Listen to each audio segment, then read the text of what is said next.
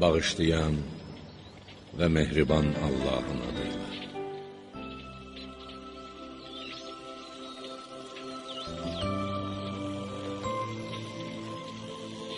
Cənnət cavanlarının sultanı İmam Həsən, Allahın salamı olsun ona.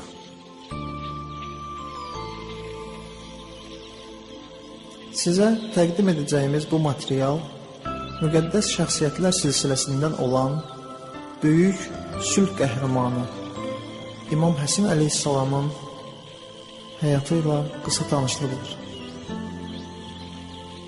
Mövzularla sizi tanış edirik. Məzlumların pənahgahı, elm və fəzilət ailəsi, İmamın Müaviyə ilə bağladığı sülhün səbəbləri, İmam Həsənin imamətindən əvvəlki mübarizələri, İmam Həsən Cəməl döyüşündə, İmam Həsən Siffeyndə, İmam Həsənin Bəni Ümeyyə ilə kəskin mübarizələri, sülhün səbəbləri və imamın uzaq görənliyi, müxtəlif ünsürlü cəmiyyət, pərakəndə ordu, imamın çıxışı, xain sərkərdə, xavaricin həmləsi, İmam Həsənin Müaviyə ilə bağladığı sülh haqqındakı bəyanatı, sülh müqaviləsinin mətni, Müaviyənin yalanı aşkarlanır, Müaviyənin cinayətləri, xalqın oyanışı, İmam Həsənin təbliğatı, İmamın şəhadəti.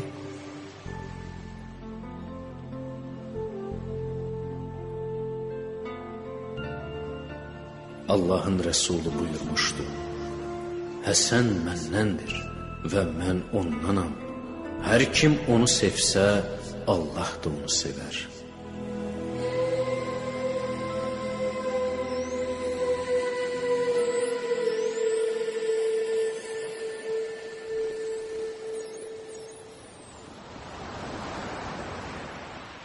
Şura surəsi 23-cü ayə. Ya Peyğəmbər, de, mən sizdən bunun risaləti təbliğ etməyimin müqabilində qohumluq məhəbbətindən başqa bir şey istəmirəm. Kim bir yaxşı iş görərsə, onun yaxşılığının, savabının mükafatını artırarıq. İmam Həsənlə qısa tanışlıq. İmam Əlinin Peyğəmbərin əziz qızı xanım Zəhra əleyhissalam ilə evlənməsinin ilk meyvəsi müsəlmanların ikinci imamı Həzrəti Həsən əleyhissalam hicrətin 3-cü ili Ramazan ayının 15-də Mədinə şəhərində dünyaya gəlmişdi.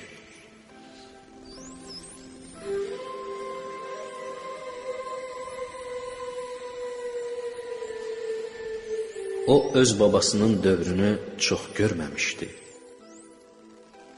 Çünki İmam Həsən 7 yaşında olarkən Peyğəmbər dünyadan köçmüşdü. Peyğəmbərdən sonra təxminən 30 il atası Əli əleyhissalamla birgə olmuşdu. Atasının şəhadətindən sonra 10 il müddətinə qədər müsəlmanlara rəhbərlik etmişdi. Məzlumların pənahgahı. İslam nöqteyi nəzərindən varlı və imkanlı şəxslər kasıb və imkansız şəxslərə qarşı böyük məsuliyyət daşıyırlar. Dərin mənəvi əhdlər və müsəlmanlar arasında bərqərar olmuş dini qardaşlıqlara əsasən varlılar kasıbların ehtiyaclarını mümkün qədər təmin etməyə çalışmalıdırlar. İslam Peyğəmbəri və imamlar bu barədə nə təkcə sifarişlər etmiş, hətta hərə öz zamanında insansevərliyin bir nümunəsi olmuşlar.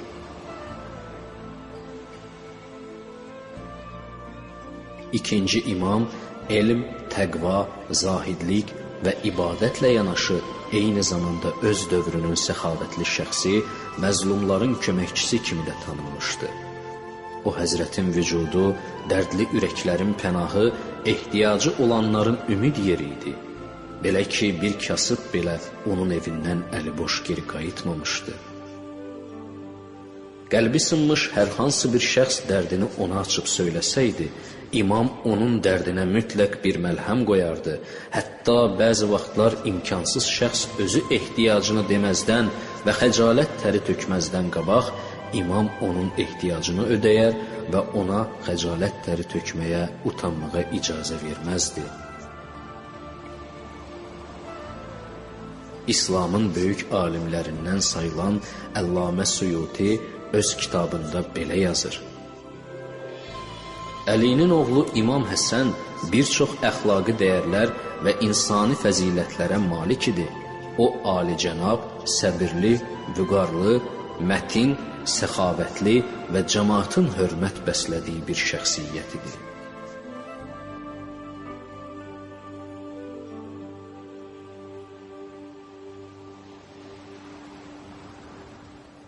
Elm və fəzilət ailəsi. İmam Həsən əleyhissalam bəzi vaxtlar ehtiyacı olan kimsələrə külli miqdarda pul bağışlayardı. İmkansız şəxs bu pulla bütün ehtiyaclarını ödəyər və bundan sonra da ehtiyacsız yaşaya bilərdi. Bir gün Osman İbni Əffan məscidin kənarında oturmuşdu. Kasıb bir kişi ondan kömək istədi. Osman çıxarıb ona 1 dirhəm pul verdi. Kişi Osmana dedi, məni elə bir adamın yanına göndər ki, mənə biraz çox kömək etsin. Osman məscidin bir küncündə əyləşmiş İmam Həsən və Abdullah İbni Cəfərə işarə edib kişiyə dedi ki, orada oturmuş cavanların yanına get və onlardan kömək istə. Kişi onların yanına gəlib kömək istədi. İmam Həsən əleyhissalam buyurdu, ancaq 3 halda başqalarından maddi kömək istəmək olar.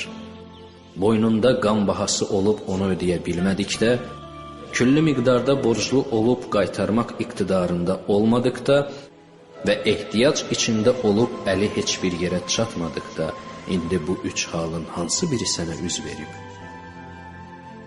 Kişi cavab verdi ki, mənə də məhz bu 3 haldan biri üz verib. İmam Həsən çıxarıb 50 dinar pul kişiyə verdi.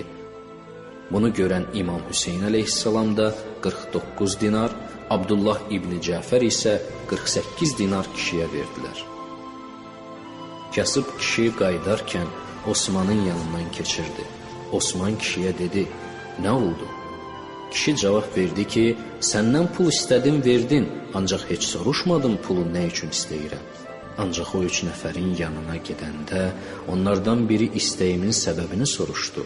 Mən də cavab verdim. Sonra onların hərəsi mənə bu qədər pul verdi. Osman dedi, bu ailə elm, hikmət çeşməsi, fəzilət və yaxşılıq mənbəyidir. Onlar kimisini nə vaxt tapa bilərsən?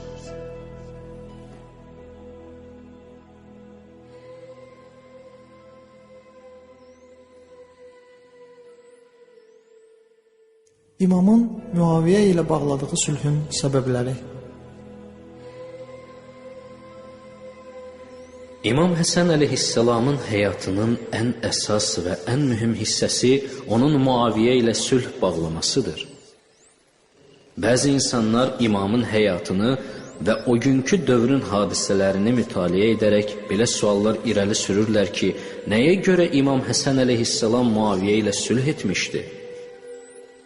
Məgər Əli əleyhissalamın şəhadətindən sonra o həzrətin ardıcılları onun oğlu İmam Həsənlə beyyət etməmişdilərmi? Yaxşı olmazdımı ki, İmam Hüseyin əleyhissalam qaldıran qiyamı İmam Həsən elə əvvəlcədən qaldıraydı? Belə olduqda ya qalib gələrdi, ya da şəhidliyi ilə Muaviyyənin hökumətini sarsıdardı. Bu suallara cavab verməzdən qabaq 3 məsələyə diqqət yetirmək lazımdır.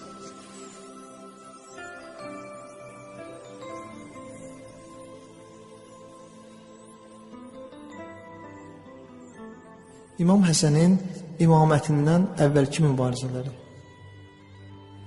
Tarix şahiddir ki, İmam Həsən çox şücaətli və dözümlü bir insan olmuşdu. Qorxu heç vaxt ona yol tapa bilməmişdi. O, İslamın inkişafı yolunda əlindən gələni əsirgəmirdi və daima Allah yolunda cihad etməyə hazır idi. İmam Həsən Cəməl döyüşündə. İmam Həsən əleyhissalam Cəməl döyüşündə atası ilə bərabər cəbhənin ön xəttində vuruşur və Əli əleyhissalamın şücaətli və dilavər dostlarının ötərək düşmən ordusuna güclü hücumlar edirdi. Döyüş başlamazdan qabaq isə atasının əmri ilə Əmmar Yasir və Əli əleyhissalamın bir neçə digər dostları ilə birgə Kufə şəhərinə gəlib əhalinin bu döyüşdə iştirak etməyə çağırmışdı. İmam Həsən Kufəyə gələndə hələ Əbu Musa Əşəri Kufənin xəlifə Osman tərəfindən təyin edilmiş hökumət başçılarından biri kimi qalırdı. Əbu Musa Əşəri bu vəzifəsindən istifadə edərək Həzrəti Əlinin ədalət əsasında qurulmuş hökuməti ilə müxalifət edir və şəhər əhalisini Cəməl döyüşündə iştirak etməkdən və o Həzrətə arxa durmaqdan çəkindirirdi. Ancaq buna baxmayaraq İmam Həsən əleyhissalam Kufədən 9000 nəfərlik ordu yığıb Cəməl döyüşünə getmişdi.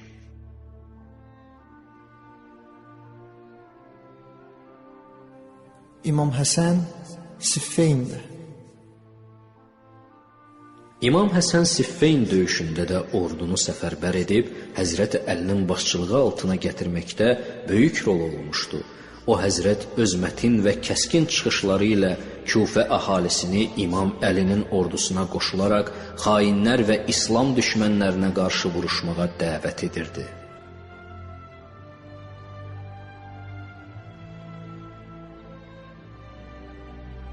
İmam Həsənin Bəni Ümeyyə ilə kəskin mübarizələri. İmam Həsən haqqı bəyan etməkdə və İslam əsaslarını qorumaqda əsla səhlənkarlıq etməzdi. O, Müaviyyənin qeyri-İslami hərəkətlərini açıq-aşkar tənqid edir və Müaviyyənin ümumiyyətlə bütün Bəni Üməyyənin nankor və çirkin sabiqələrini qorxmadan açıb söyləyirdi. İmamın Muaviyyə və onun əlaltıları ilə o cümlədən Əmr As, Ütbə İbni Süfyan, Vəlid İbni Utbə, Muğeyrə İbni Şubə və Mərvan İbni Həkəm kimilərlə apardığı kəskin mübahisələri bu iddianın şahididir.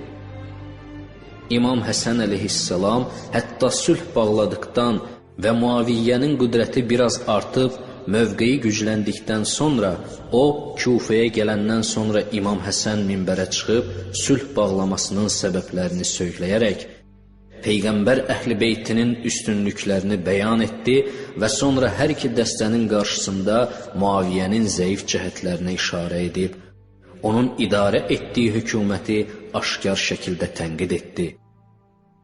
İmam Əlinin şəhadətindən və Həsən əleyhissalamın sülhündən sonra Xəvaric tayfası bütün qüvvələrini Muaviyyənin əleyhinə səfərbər etdilər.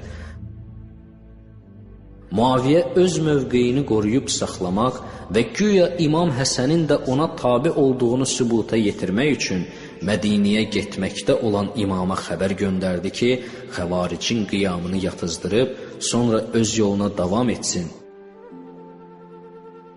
İmam ona belə bir cavab göndərdi. Mən müsəlmanların qanının tökülməməsinə görə səndən əl çəkdim. Bu o demək deyil ki, mən sən deyənə qulaq asıb, başqaları ilə vuruşam. Əgər vuruşmalı olsam, hamıdan qabaq birinci səninlə vuruşaram. Çünki səninlə mübarizə etmək xavariclə vuruşmaqdan daha vacibdir.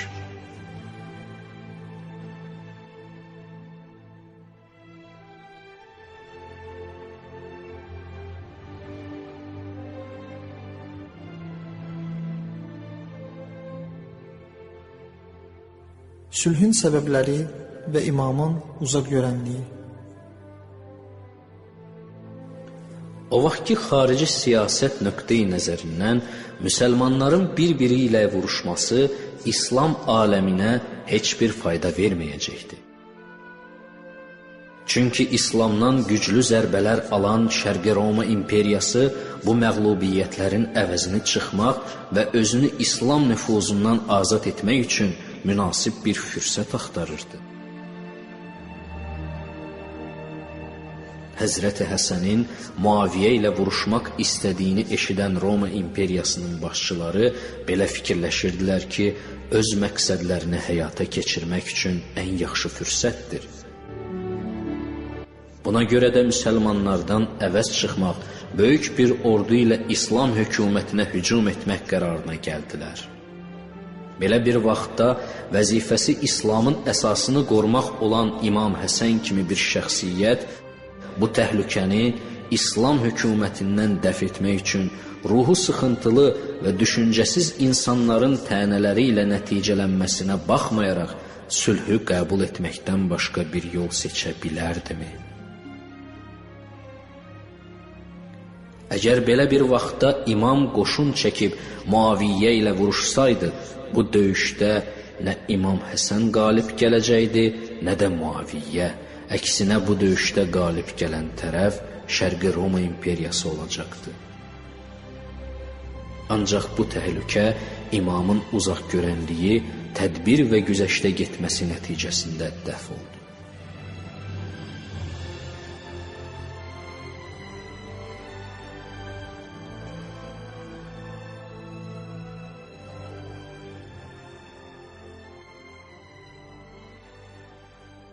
Müxtəlif ünsürlü cəmiyyət.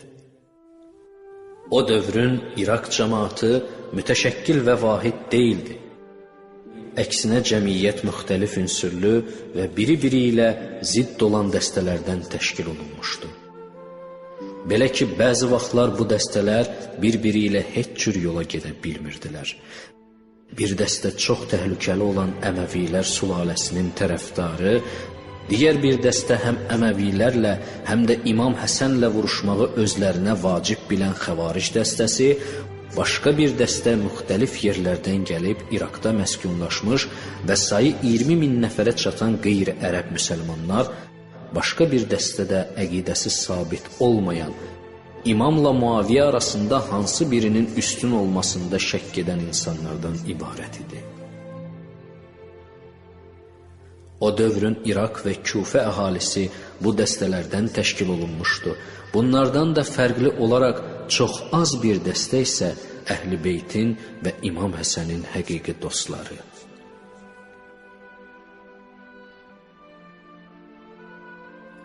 Pərakəndə ordu.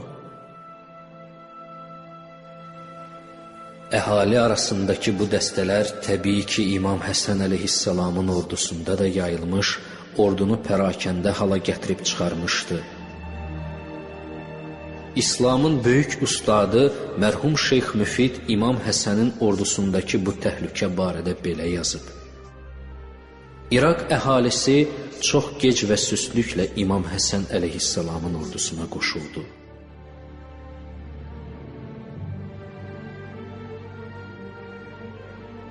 İmama qoşulan ordu aşağıdakı dəstələrdən ibarət idi. Əhl-i Beytin tərəfdarları, Xəvaric, onların imamın dəstəsinə qoşulması Muaviyyə ilə olan düşmənçiliklərinə görə idi. Dünyapərəst və mənfəətpərəst şəxslər, bunların fikri döyüşdən yalnız qənimət əldə etmək idi. Şəkk edənlər, onlar üçün İmam Həsənin Muaviyyədən elə bir üstünlüyü yox idi. Təəssübkeşlər, onlar da din xatirinə yox, əksinə qəbilə düşmənçiliyinə görə bu orduya qoşulmuşdular. Beləliklə də imamın ordusu Muaviyyə kimi bir düşmənə qarşı mübarizədə lazımi təşəkkülü tapmamış və pərakəndə şəkildə olmuşdu. İmamın çıxışı. O dövrün İraq əhalisinin pərakəndəliyini və cəmaatın döyüşə qarşı süstlüyünü əslində heç kim Həzrəti Həsənin özündən yaxşı bəyan edə bilməz. İmam ordusunun irəlilədiyi son məntəqə olan Mədaində çox geniş bir çıxış etdi.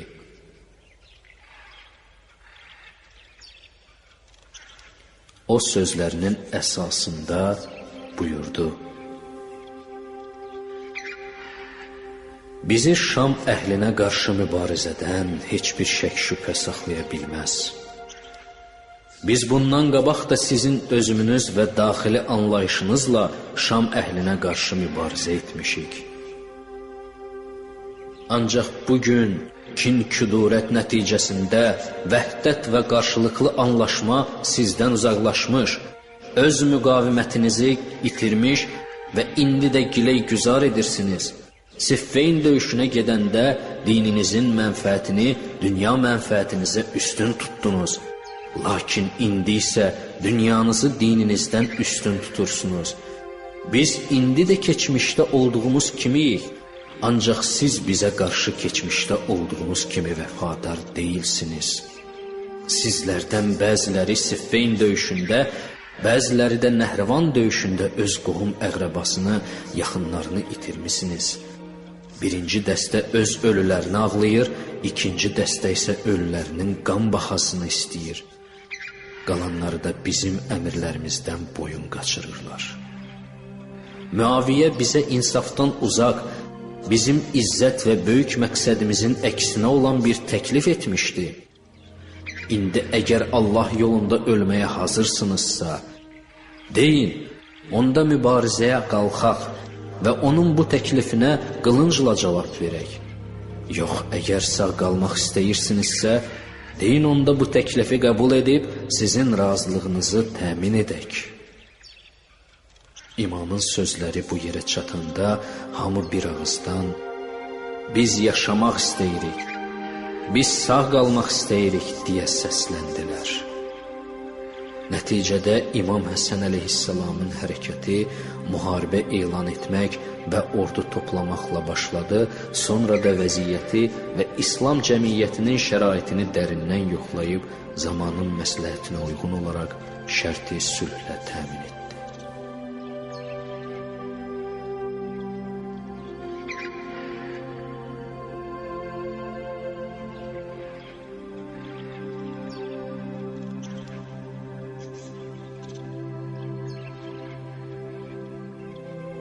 Xain sərkərdə. Həzrəti Həsən Muaviyyə ilə döyüşmək məqsədi ilə Küfəni tərk etdikdən sonra Ubeydullah İbn Abbası 12.000 nəfərlik döyüşçü ilə ordunun ön hissəsinə özünün ən yaxın dostlarından olan Qeys İbn Səd və Səid İbn Qeysi isə Ubeydullahın müşavir və canişini təyin etdi.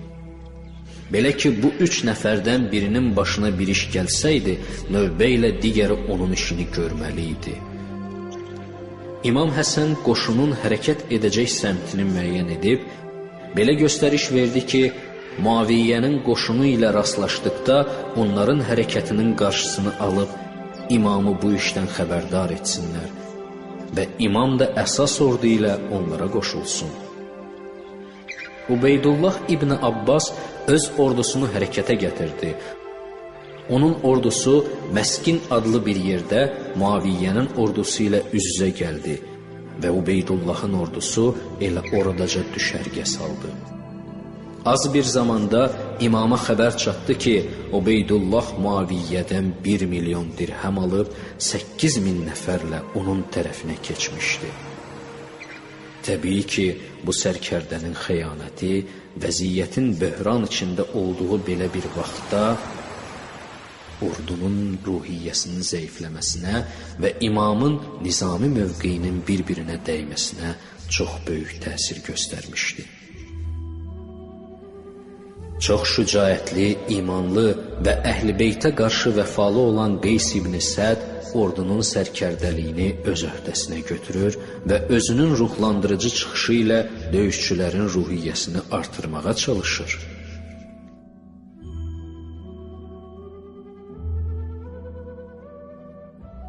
Xavaricin həmləsi. İmam Həsən ordu ilə birgə Mədayindən Səbata tərəf hərəkət etdi. Yolda gizlənmiş və qabaqcadan İmam əleyhissalamı güdən xəvaricdən biri o həzrətə güclü bir zərbə indirdi. İmam bu zərbə nəticəsində ağır yaralanaraq çoxlu qan itirdi və zəiflədi. İmamın bir neçə yaxın dostu onu yenidən Mədayinə qaytardı. Mədayində İmam əleyhissalamın halı aldığı zərbə nəticəsində çox ağırlaşdı.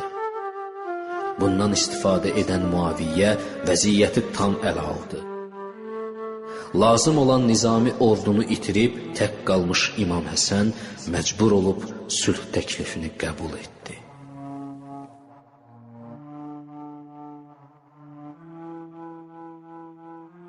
İmam Həsənin Muaviyyə ilə bağladığı sülh haqqındakı bəyanatı.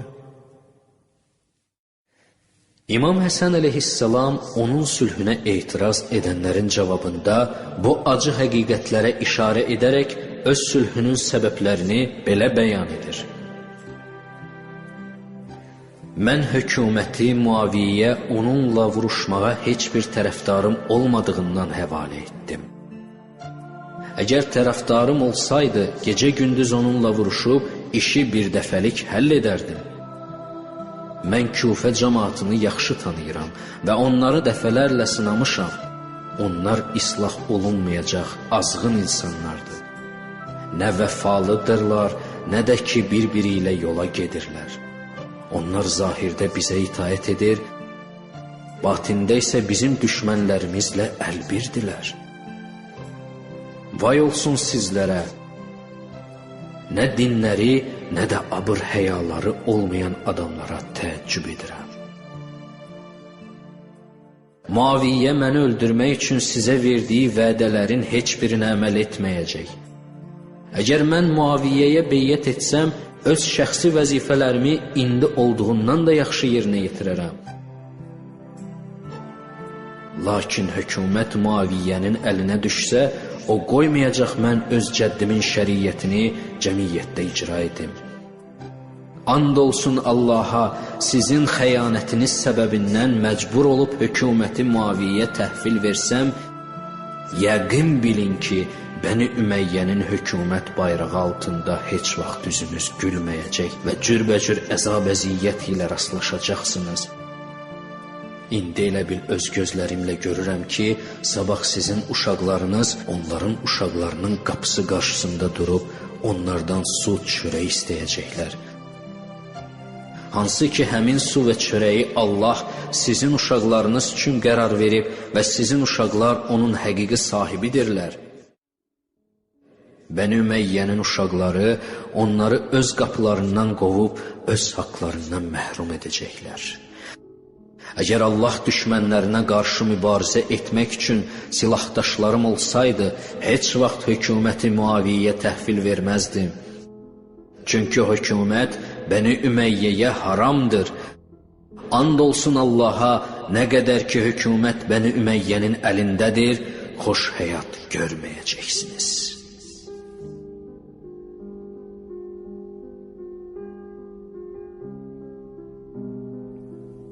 Sülh müqaviləsinin mətni. İmam Həsənin Muaviyyə ilə bağladığı sülh müqaviləsi özündə 5 əsas maddəni cəm edirdi.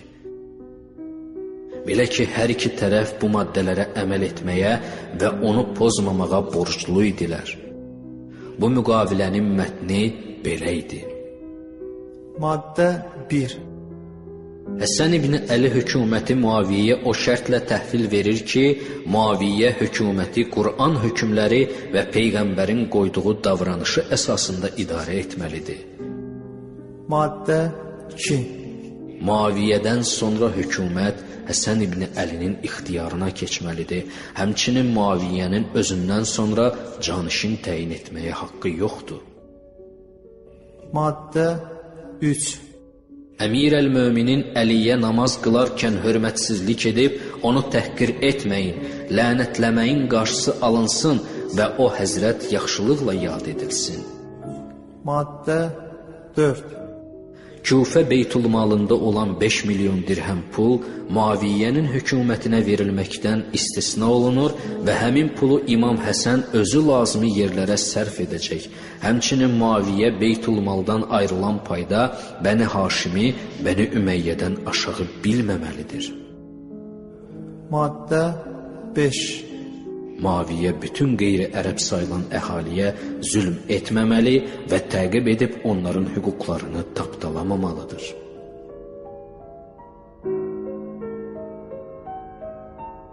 Müqavilənin sonunda Muaviyyə maddələrin hamısına əməl edəcəyinə söz verərək Allahı bu işdə şahid tutdu və bütün Şam əyan əşrafı buna şəhadət verdilər. Beləliklə də İmam Həsən hələ uşaq olarkən Peyğəmbərin gələcəkdən verdiyi xəbəri həyata keçdi. Peyğəmbər, Allahın salamı ona və ailəsinə olsun, bir gün İmam Həsəni minbərin başına çıxmış görüb buyurdu: "Mənim bu övladım müsəlmanların ağasıdır. Allah onun vasitəsilə iki müsəlman dəstə arasında sülh yaradacaq."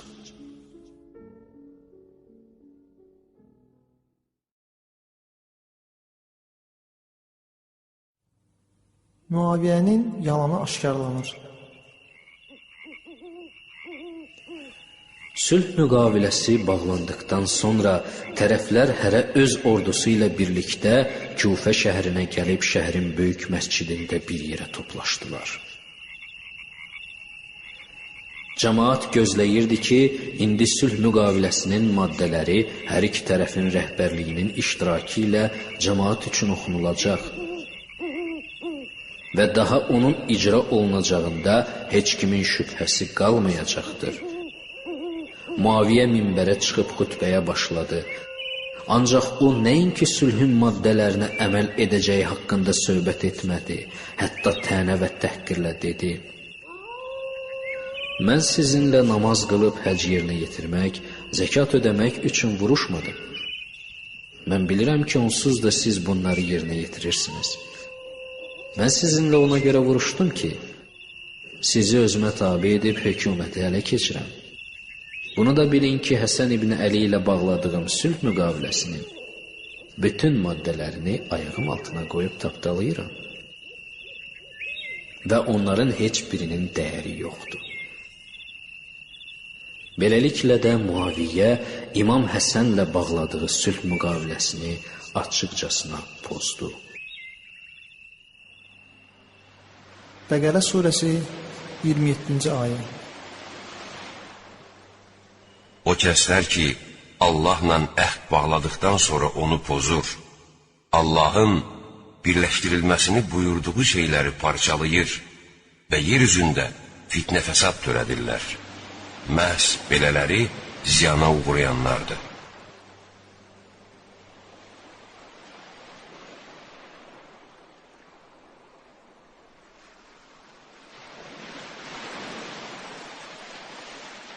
Muaviyyənin cinayətləri.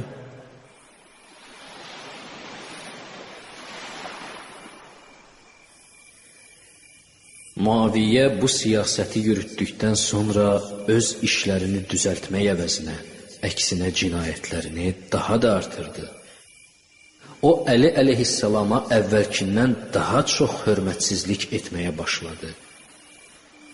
Yaşayışı Əhl-i Beyt tərəfdarlarına həddən artıq darısqallaşdıraraq, Hücr İbn Ədi kimi İslamın böyük şəxsiyyətlərini qətlə yetirdi. Əhl-i Beytin dostları ya tutulub həbs edilir, ya da öz ev eşiklərindən uzaq düşüb sıxıntılı mühitdə yaşayırdılar.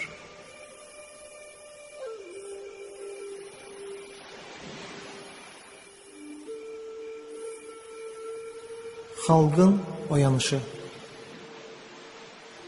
İmam Həsənin və onun ən yaxın dostlarının o həssas dövrdə həyata keçirmək istədiyi məsələ o idi ki, bu hadisələri olduğu kimi cəmaata göstərsinlər, onların ağıl və düşüncəsi nəticəsində onları Əməvi hökumətinin bu cür acınacaqlı işlərini xalqa təbliğ edərək onları qəflət yuxusundan oyatsınlar. Deməli, imam sülh edibsə, bu ağır yükü boynundan atmaqdan ötəri yox, bəlkə ona görə sülh edib ki, mübarizəni başqa sahədə aparsın. Sülhdən sonra cəmaət Əməvi hökumətinin cinayətlərini öz gözləri ilə müşahidə edirdi. İslamın görkəmli alimi İbn Əbil Hədid yazır: harada Əhl-i Beyti sevən var idisə qətlə yetirilirdi. Bəni Ümeyyə tərəfindən Əhl-i Beyt tərəfdarı olduğunu ehtimal verən şəxslərin əl-ayaqları kəsilirdi. Peyğəmbərin ailəsinə məhəbbəti olanların hamısı ya həbs edilir, ya mal dövlətləri müsadirə olunur, ya da evi viran edilirdi. Muaviyyə işi o yerə çatdırmışdı ki, hətta ölkənin bütün valilərinə məhkəmələrdə Əli tərəfdarlarının heç bir şahidliyini qəbul etməməklərini tapşırmışdı.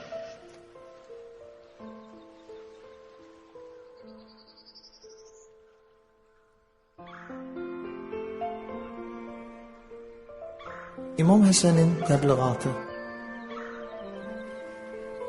İmam Həsən sülh edəndə hələ cəmaatın düşüncə tərzi o dərəcəyə çatmamışdı ki, imamın məqsədini təmin etsin. O zaman İslam arzu və istək zəncirlərinin əsiri idi. Bu həmin arzu və istək idi ki, cəmaatda məğlubiyyət ruhiyyəsini yaratmışdı. Buna görə də imamın qarşısında duran məqsəd cəmaatın fikrini, Əməvi hökumətinin həqiqi mahiyyətini başa düşüb fikirləşmək üçün fürsət verməkdən ibarət idi. Xüsusilə də İmam Həsən əleyhissalamın Əməvi hökumətinin cinayət və zülmlərinə, onların Qur'an və İslam qanunlarını kəskin surətdə pozmasına işarə etməsi cəmaatın fikrini tamamilə oyandırdı.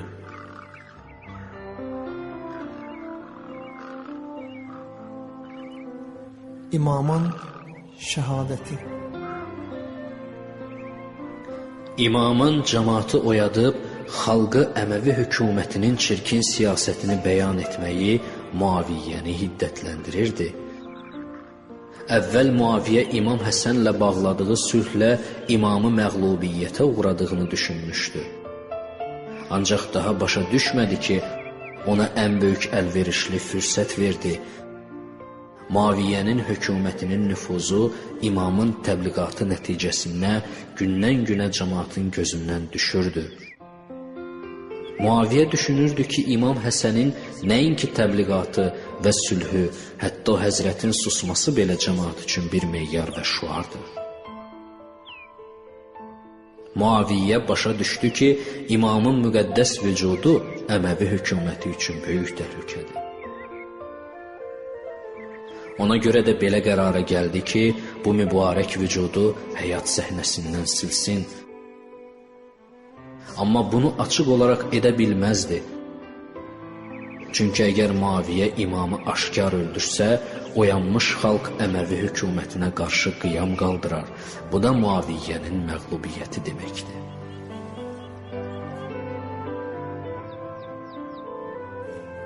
Muaviyyə qərara gəldi ki, imamı başqa yolla şəhid etsin.